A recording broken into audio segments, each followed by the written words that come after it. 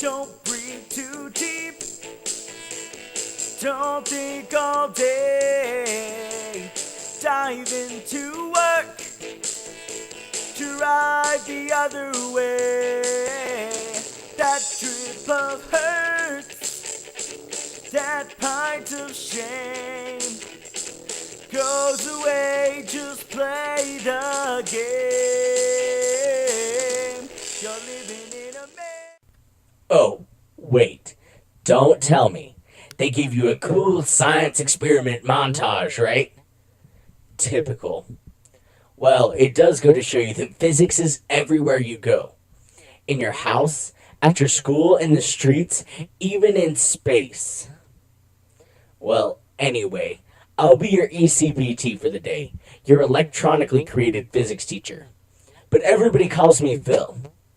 I haven't figured that one out yet. Anyway, what are we talking about today? Newton's laws? I have some great clips for that. Let's start out by watching a clip from Apollo 13. Recommend you secure cabin pressurization. Roger that. Okay, we're ready for CSM separation. Okay, SMRCS ISO valves are all gray. Okay, Swigert, command module pilot. She's all yours.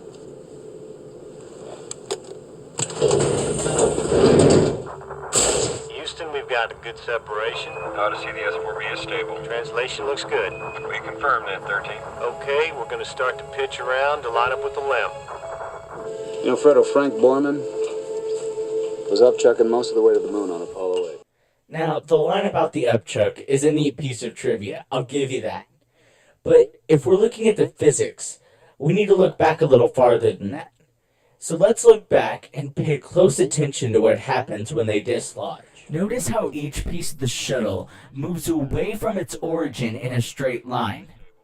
Now these pieces will continue to travel in a straight line until an object in space blocks their path.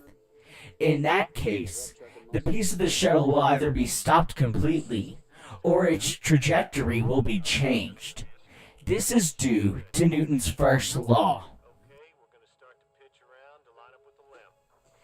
Newton's first law states that every object continues in a state of rest, or of motion in a straight line at constant speed, unless it is compelled to change that state by forces exerted upon it. So maybe this example is a little over your head. Get it? Over your head? Space? Alright, never mind. Let's just see if we can find a real-world example. Here's one. How about a ball? Just an ordinary ball. Or maybe a kickball on the field. Now, when you pitch the kickball, it rolls in a straight line, unless something impedes its path. Maybe a rock and it bounces. Or how about the obvious foot it's going to hit at the end of its path? And then its trajectory changes. A perfect real-world example of Newton's first law. Newton's first law becomes very important in your everyday lives because Newton's first law is the law of inertia. Inertia is an object's tendency to want to move or not to move. It's like moving a house versus moving a chair. A house is much more massive and thus has a lot more inertia and would rather not move. A chair, on the other hand, is much less massive and has a lot less inertia and is much easier to move. If I had to choose between moving a house or moving a chair, I would definitely choose to move the chair. That is, if I had hands. Anyway, I'm sure you make decisions using Newton's first law every day. I mean, I'm sure you would rather move a pencil than move an entire desk. To you, it's just common sense. Newton's first law is hardwired into your brain. I think we've spent enough time on Newton's first law. So let's move on to Newton's second law. And to do this, let's take a look at another clip from Apollo 13. Oh, let's just go. 2, 1, ignition. She's burning. Oh, yeah. Master arm off. Okay, here we go. Unit regulators on. RCS just go 10% thrust. 10% thrust. Right around, Fredo. Trying, but it's dragging. 10 seconds. All right, drop it down, Fredo. We're drifting. No, you hold what you got. I'll roll it. Back off. God, I can't get it stable. She's dancing all over the place. Come to the right a little bit. 15 seconds. She's drifting. I'm losing attitude. Okay, hold it right there. That's it. Back. No, Fredo, back. Shit, I'm losing it. 20 seconds. Bring the earth up. Forward, Fred. Come on. Forward. Shit, I lost it. Where is it? Bring it down, Fredo. Just nose it down. Okay, I got it. A little farther. Easy to touch. Damn it. That's mine. That's me. Round. Two more. Come on, That's baby. it. Hold it. Come Hold on. it. Damn it. 6, Back, 7, back. That's it. Hold. 8, Steady. 9. Shut down. So the entire purpose of this burn is to get them back on track towards Earth. But what does this burn have to do with Newton's second law? Easy. It's because this all has to do with net forces. Newton's second law states that the acceleration produced by a net force on an object is directly proportional to the magnitude of the net force, is in the same direction as the net force, and is inversely proportional to the mass of the object. Or, in equation form, acceleration equals net force over mass. For this next example, let's go to the drawing board. Now, let's see, what would be a good example for Newton's second law? How about a cannonball being fired straight upwards? Now, whenever we work with free body diagrams, we always start out with a circle. This will represent any object that we're working with. In this case, the cannonball.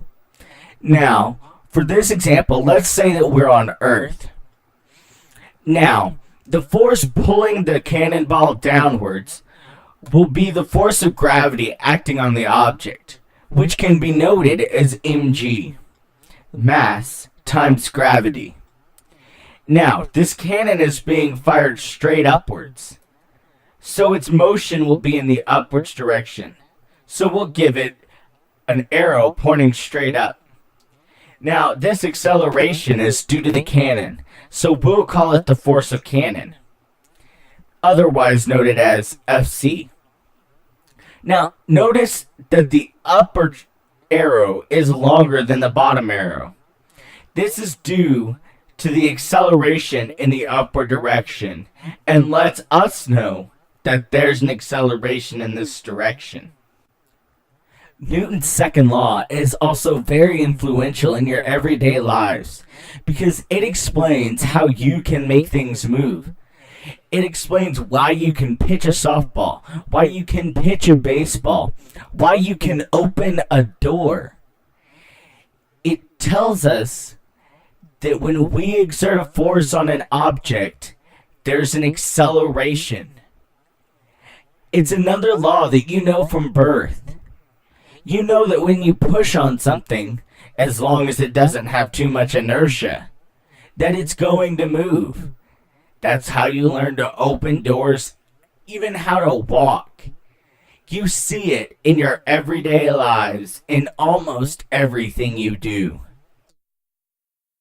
So, we've learned about Newton's first law, the law of inertia. And we've learned about Newton's second law. But what about Newton's third law?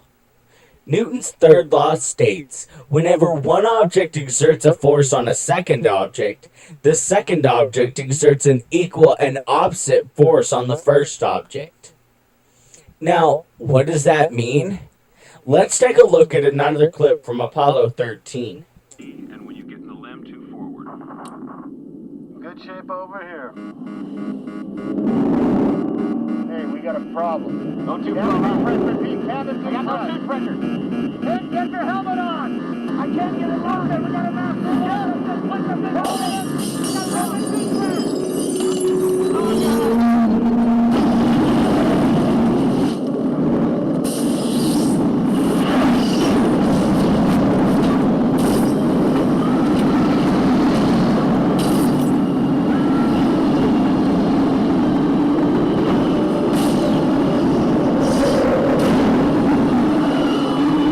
Lucky for the astronaut, that was all just a dream. But let's say for a second that it wasn't a dream, that it was actually happening. Now, the astronaut is hanging out the side of the ship, and when that piece of equipment came loose, I'm sure the astronaut didn't mean to, but he was actually pulling on the piece of equipment, and the piece of equipment was also pulling on the astronaut. This is due to Newton's third law. Now, I realize that most of you probably don't travel to space every day, so some of these examples may be hard to follow. So I'll try to find another earthbound example for you. You know, baseball's a great example of Newton's third law. Let's find a clip that gives us a visual example of it.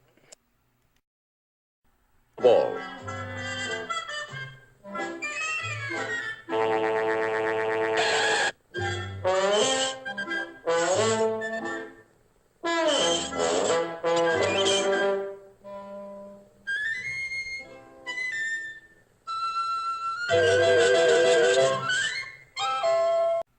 Wait, that didn't follow any of Newton's laws. Give me a sec to find a better clip. Here's one. Let's hope this one follows physics a bit better. Confidently, he bows to the plaudits of the crowd. There's the wind-up and the pitch. It's a hot... That was much better. Now, can you Newton's third law at work here? As the bat attracts the ball attracts the bat. This can be seen in almost any sport. Take soccer, for example. As the soccer ball attracts the foot attracts the soccer ball.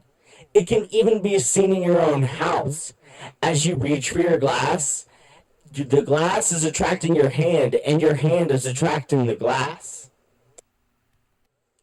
Newton's law becomes very important in your everyday lives because Newton's third law describes the reaction between objects. It describes everything you do. When you sit in a chair, you're pushing on the chair and the chair is pushing back on you. When you flip a light switch, you're pushing on the light switch and the light switch is pushing back on you. It literally describes every action and reaction between objects that occurs in the entire universe. So let's go back over each of Newton's three laws. Newton's first law, the law of inertia, says that objects in motion are going to stay in motion at a constant speed in a straight line unless another object or force inhibits its path. Newton's second law talked about net forces and how an object's acceleration is always opposite of the object's mass. And finally, Newton's third law talked about how there's always an equal and opposite reaction to every action that occurs anywhere in the universe. I really hope you guys learned something about Newton's three laws of motion. My batteries are about to die, but I'm sure they're going to give you another cool science experiment montage. Batteries expired. You're living in America at the end of the millennium.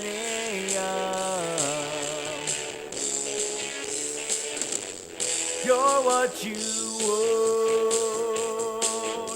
The filmmaker cannot see, and the songwriter cannot hear. Yet I see me everywhere. Angels' voices in my ears. Just tighten those shoulders. Just clench your jaw to your frown. Just don't let go, or you may